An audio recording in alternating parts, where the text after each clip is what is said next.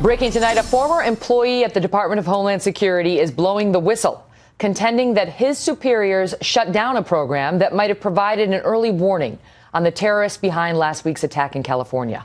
We will speak with him in a moment. But first to Trace Gallagher with the backstory. Trace? Megan, for background, we should note in the early 2000s, Philip Haney was among the founding members of the Department of Homeland Security and was later assigned to the Intelligence Review Unit, or IRU. His job was to investigate individuals with potential links to terrorism, and it was in that capacity that Haney says he noticed a trend of people with suspected radicalized ties coming into the United States. So he began looking into a collection of global networks that were infiltrating radical Islamists into the U.S. In other words, Haney and his team were getting somewhere. But a year into that investigation, Haney says they got a visit from the State Department and the Homeland Security Civil Rights Division, who said that tracking these groups and individuals was, quote, problematic because they were Islamic groups. Haney says the investigation was shut down and 67 of his records deleted. Among them, an investigation into an organization with ties to the mosque in Riverside that San Bernardino terrorist Saeed Farouk attended. Haney believes if his work had been allowed to continue, it may have thwarted last week's attack. Haney says a few years ago he notified Congress and the DHS Inspector General about the investigation into Islamic groups being terminated, but instead of the investigation being reinstated, Haney claims his superiors retaliated, pulling him from his duties and revoking his security clearance. We just got off the phone with Homeland Security. They told us there are many holes in Mr. Haney's story, but they couldn't comment further because of privacy laws. Megan. Trace, thank you. Joining me now with more, former Department of Homeland Security employee Philip Haney. And with reaction, Mark Thiessen, the former chief presidential speechwriter for President George W. Bush and a Fox News contributor. Thank you both for being here. Philip, why do you believe that the work you were pursuing may have led to the detection of these two? The network of individuals that we worked with were tied to a large group called Tablighi Jamaat, part of a larger group called Deobandi. We had thousands of organizations or individuals in the database, and we tracked them as they moved in and out of the United States on the visa waiver program. That's what first brought the group to our attention. And as we developed the case and started putting the pieces in place, we gained more and more evidence of their activities. And they were connected to Farouk's mosque? The Farouk Mosque is called Dar Uloom. It's a global network of similar kinds of mosques under the umbrella of this organization.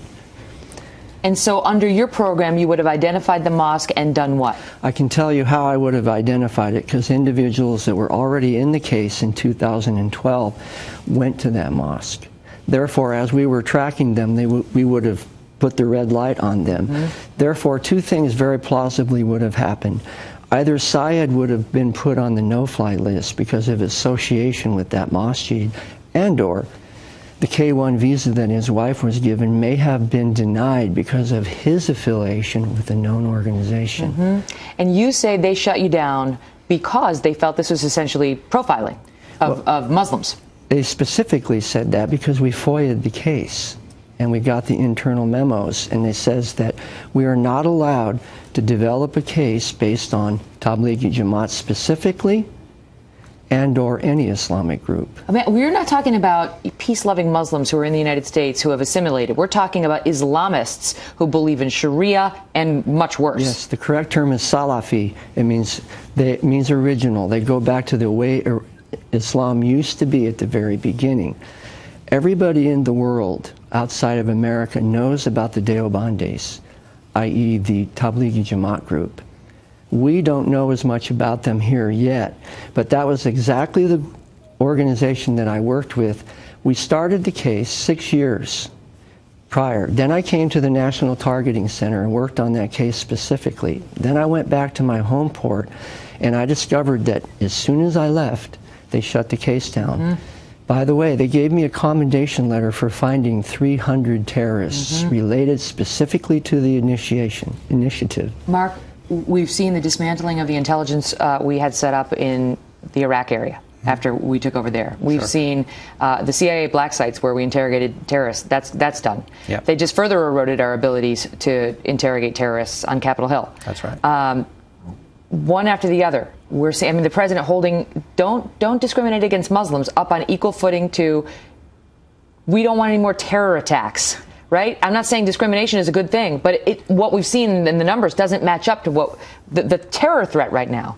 And it has people feeling very disconcerted. Absolutely. And it's political correctness run amok. If this is true that the Department of Homeland Security actually shut down an investigation that could have stopped this terrorist attack because they didn't want to profile a Muslim group, this mosque, that's political correctness run amok. And we've seen this. We've had a president who is willing to condemn gun violence, but is unwilling to say the words Islamic radicalism. We just saw in this case that the neighbors of Farouk and Malik were afraid to turn them in, even though they saw suspicious activity, because they didn't want to be called Islamophobes. Political correctness kills, and we are in a miasma of political correctness in this country today, and it's got to stop. And the administration doesn't seem to understand why people are a little reluctant to let 10,000 Syrian refugees come into the country when, you know, we can't even keep the one woman who is obviously tied to radicals abroad was let in with no problems. No, that's exactly right. And look, the president says that we're betraying American values. Republicans are, because they don't want to let in 10,000 Syrian refugees. They say they're mostly women and children. Well, this is a woman with a 6-month-old child who just killed 16 people. I mean, so Republicans raise legitimate security concerns, and they're basically accused of being anti-Muslim bigots. This is deadly stuff. It's got to stop. The people are not against Muslims. They are against radical Muslims and those who affiliate with the Sharia and Salafi, who could potentially be problematic. Thank you both for being here.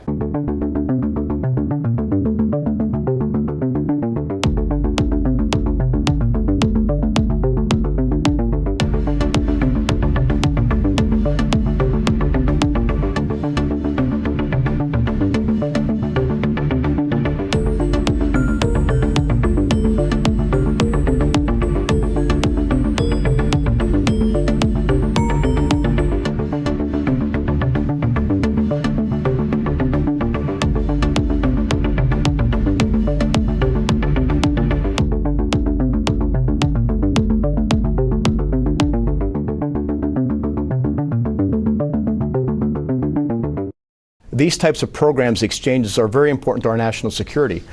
We have something that our potential adversaries such as Russia and China don't have, which is an elaborate system of alliances and partnerships.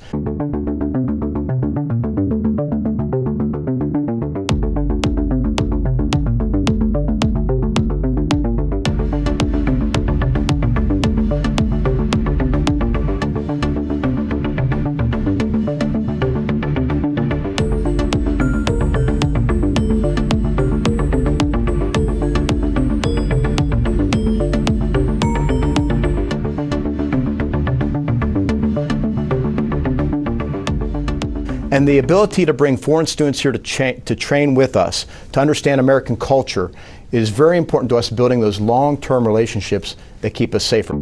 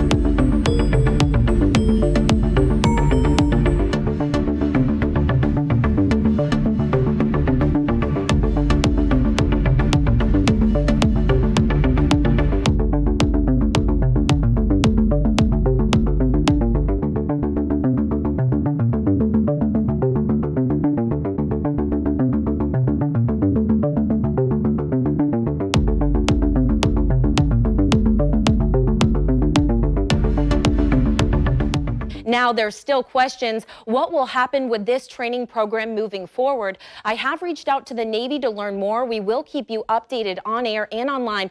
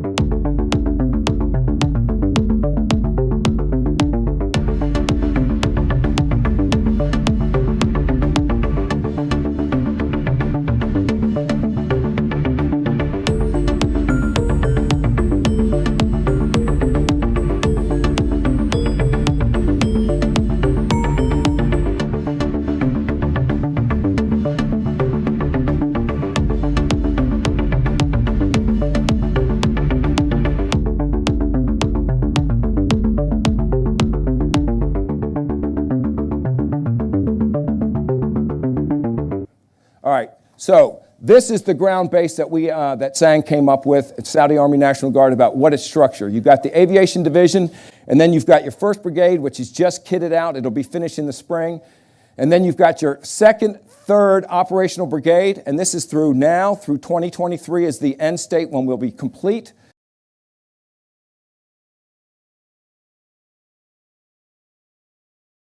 Again, the benefits, the program, instant experts in the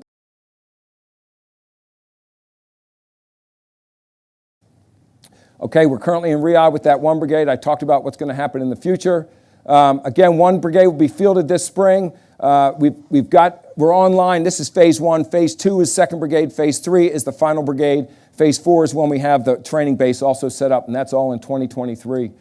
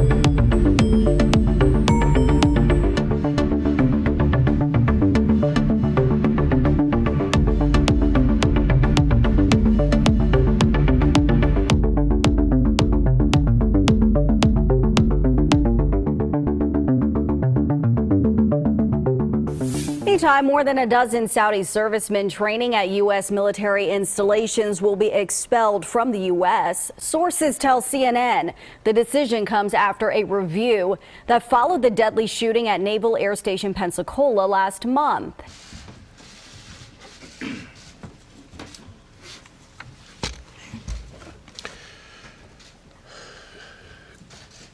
Good afternoon, everyone, and thank you for joining us. We're here to discuss the results of the investigation into the December 6th shooting at Pensacola Naval Air Base, Air Station. Joining me today are David Bowditch, who is the Deputy Director of the FBI, Rachel Rojas, who is the Special Agent in charge of the Jacksonville Field Office.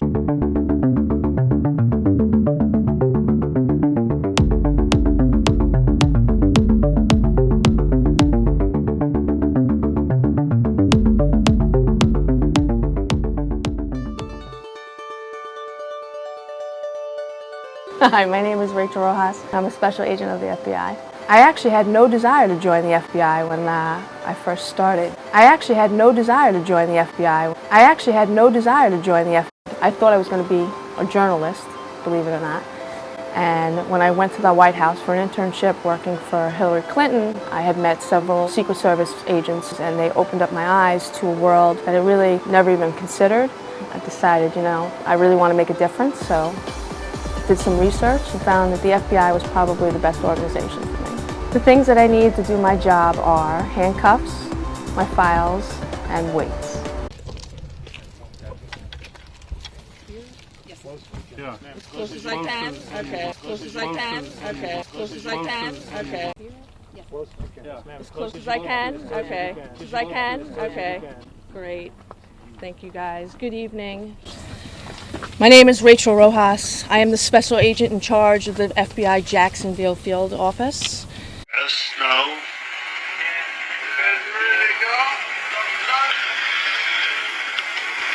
Here, Greg. All right, can you hear me okay? Well, good evening. Obviously, I'm Sheriff Joe Lombardo from Clark County.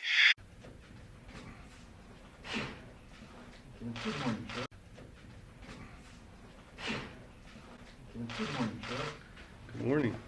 Good morning.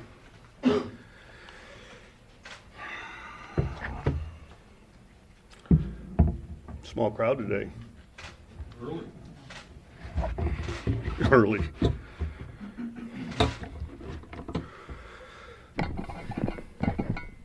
Larry, we ready?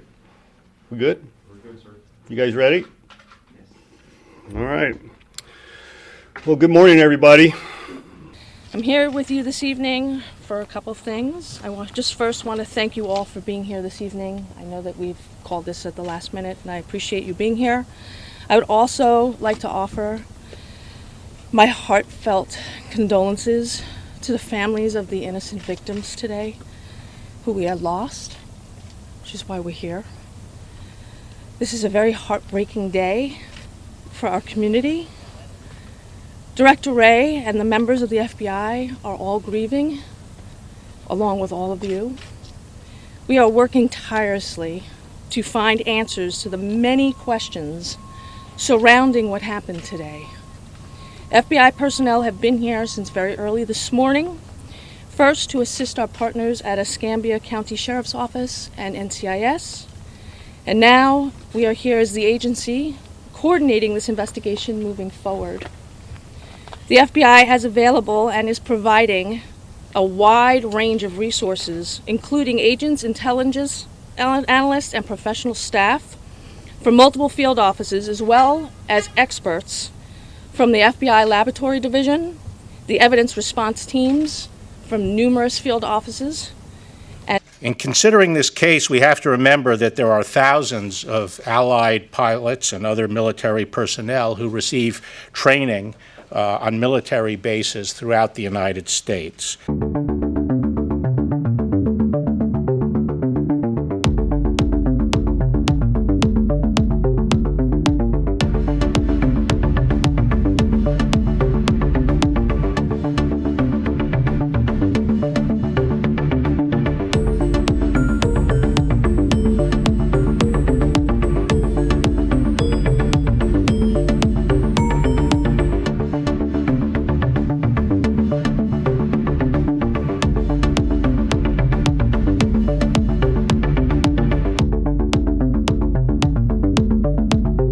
Let's get straight to our top story. The latest on the investigation into whether that attack at the Naval Air Base in Pensacola, Florida, was an act of terror. Investigators looking into whether the gunman, a member of the Saudi Air Force, was acting alone. They also say he made a visit to New York City in the days before the attack. Also this morning, other military bases across the country are on alert. For the latest, we turn to ABC's Stephanie Ramos, who's in Pensacola. Good morning to you, Stephanie. Eva, good morning. Law enforcement officials say they're continuing to follow leads that may help them understand exactly why the gunman opened fire here at the Naval Air Station. Authorities say they're taking a look at his social media footprint, his writings online where he expressed anti-America hate, his phone records, but also his classmates. This morning, several classmates of the Naval Air Station Pensacola gunman are now undergoing FBI questioning after Friday's deadly attack. The Saudi national, part of a training program for international military personnel here in the U.S., opened fire, killing 3 U.S. Navy sailors and injuring 8 others, including law enforcement officers. Investigators looking into whether the attack was motivated by terror.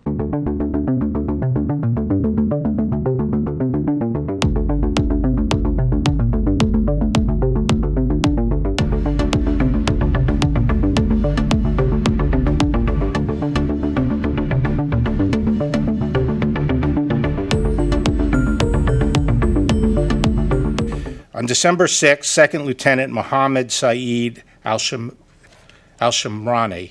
a member of the Royal Saudi Air Force, entered a building on grounds of the Pensacola Naval Air Station and killed 3 U.S. sailors and severely wounded 8 other Americans. He was killed during the attack. This was an act of terrorism. The FBI now retracing the steps of 21-year-old Mohammed al-Shamrani, a second lieutenant in the Royal Saudi Air Force, including a recent trip to New York City, where he visited several attractions. That visit now believed to be tourist in nature. This was an act of terrorism. The evidence shows that the shooter was motivated by jihadist ideology. During the course of the investigation, we learned that the shooter posted a message on September 11th of this year stating the countdown has begun. During the Thanksgiving weekend, he then visited the 9/11 memorial in New York City. Early reports indicated that the shooter arrived at the site accompanied by other Saudi cadets who took video during the attack. These reports turned out not to be accurate. The shooter arrived by himself. The other Saudi cadets happened to be in the area, and after the attack began, they took some videos of the resulting commotion around the building. They fully cooperated in the investigation, as did all other Saudi cadets who were interviewed by the FBI at the base and in other bases around the country.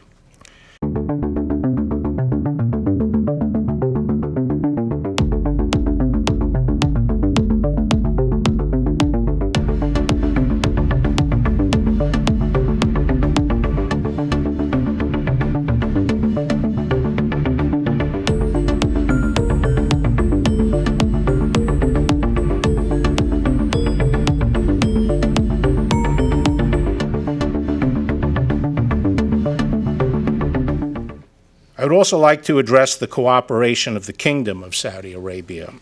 The Kingdom of Saudi Arabia gave complete and total support to our counter-terrorism investigation. Here with reaction, author of See Something, Say Nothing, a Homeland Security officer exposes the government's submission to jihad. Former DHS employee Philip Haney.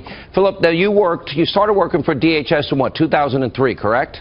Yes, I was a founding member of DHS. And part of your job is you were looking for terror ties. For example, you would identify people with terror links. In the early 2000s, you were profiling people with links to all of these terror groups. That was your job, right?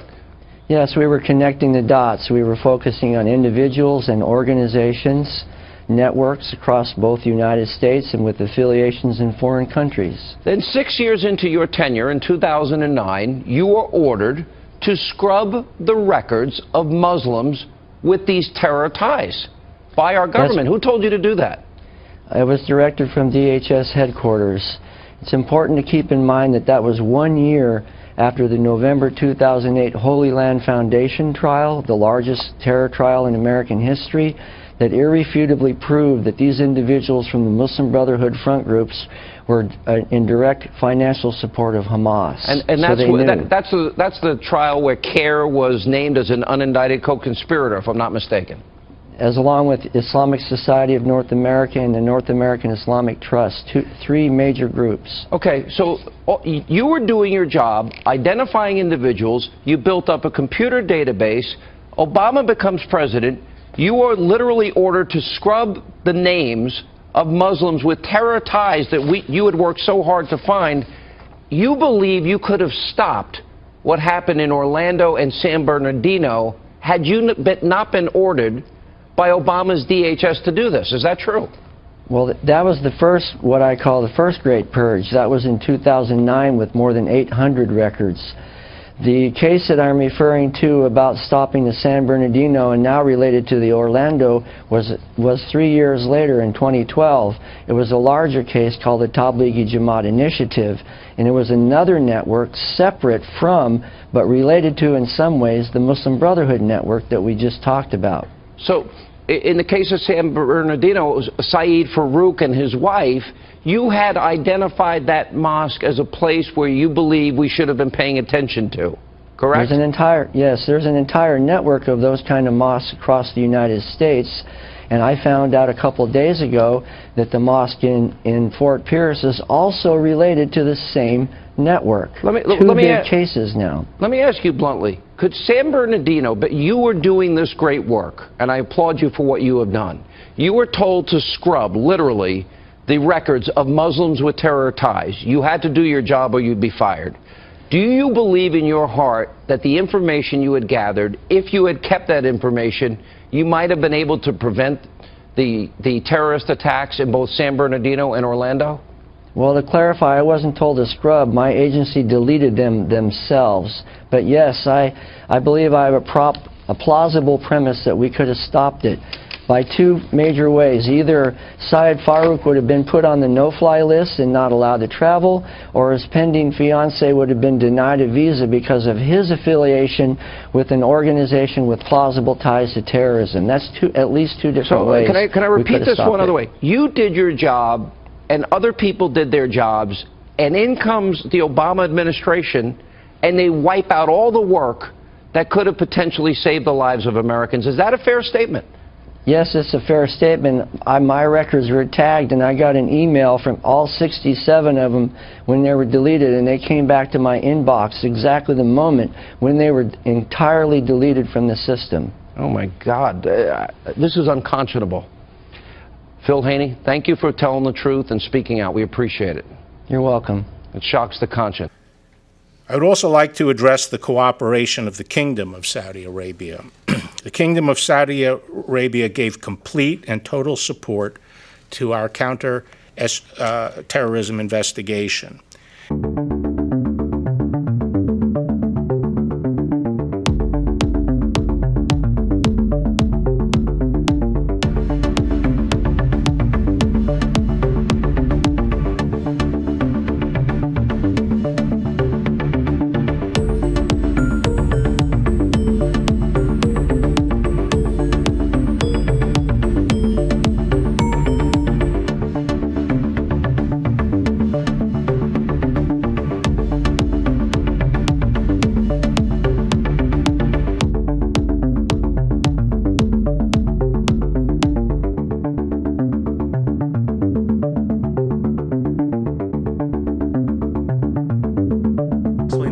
This morning, two T-38 Talon jets assigned to the 71st Flying Training Wing, while performing a formation training flight, were involved in an aircraft mishap during the landing phase of the mission. It breaks my heart to state that 2 of our Vance family members were killed in this mishap. 2 airmen are dead following a training mishap. It happened at Vance Air Force Base in Enid, Oklahoma. Reporting for Gannett Media, I'm Dave Morris. We heard from Colonel Simmons today addressing the incident that happened on Thursday morning at Vance Air Force Base just outside Enid, Oklahoma, which is about 65 miles northwest of Oklahoma City. Enid, a town of about 50,000, the 9th largest city in Oklahoma. Vance Air Force Base is about 80 years old, built back in 1941. Colonel Simmons, the commander at the base, is actually named after Lieutenant Colonel Leon Vance. The two aircraft today were in formation on landing when something happened, a mishap.